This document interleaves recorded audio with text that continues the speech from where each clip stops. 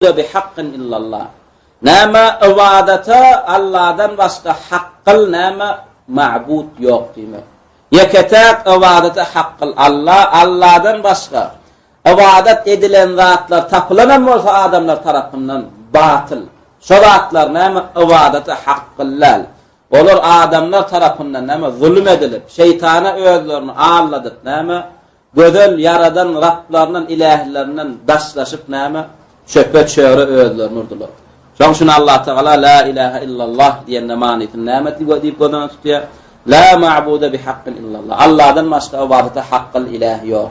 Ene onda bunlar çokunulýan zatlar bara diýse bir bilen badiyet ýöne olur ibadete haqqıl dälli. لأن المعبودات كثيرة يعني ibadet edilen zatlar kan adamlar çokunýan zatlar kan. Hatta Hindistan'ın şeyle bir adeti var diýerler. Näme zady gowursalar şonu Huda tutýarlar. Köşede ýörap baraka owadan akça daşlar bolýanlar ilmano. Şon tapda näme? Ondan owadan tapýansa şoňa ibadet etýär. Şunuňmy? Ve ondan owadan bir zat tapdyk on taşlap ona ibadet etýär. Çokunulýan zat kan ýöne haýsysy haqqyl bulan.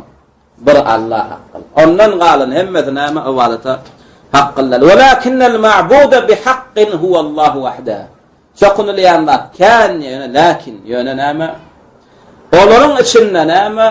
Hak ma'bud, ibadete haqqyl ma'bud. Näme bir Allah Taala.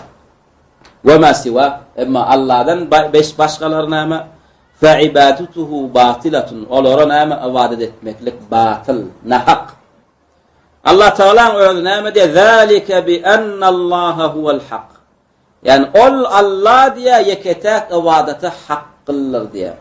Ve enne ma yed'un min duni ve onun gayri çağırılıp doğa dile edilýänler huvel batil, ayni batıllar diye. Ondan gayri doğa dile edilip çağırılýanlar batıllar diye, ibadeti batıllar.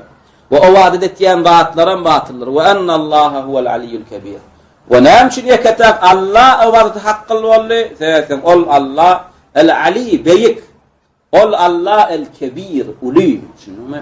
Alem jahany ýokdan baradan Allah'ın eliň bilen ýasap, iňe ýarym boy 2 metr bolan butun dengelmeýär. Şunumy? Ha? Duraýlyň o. Wallahu Taala a'la ve a'lam.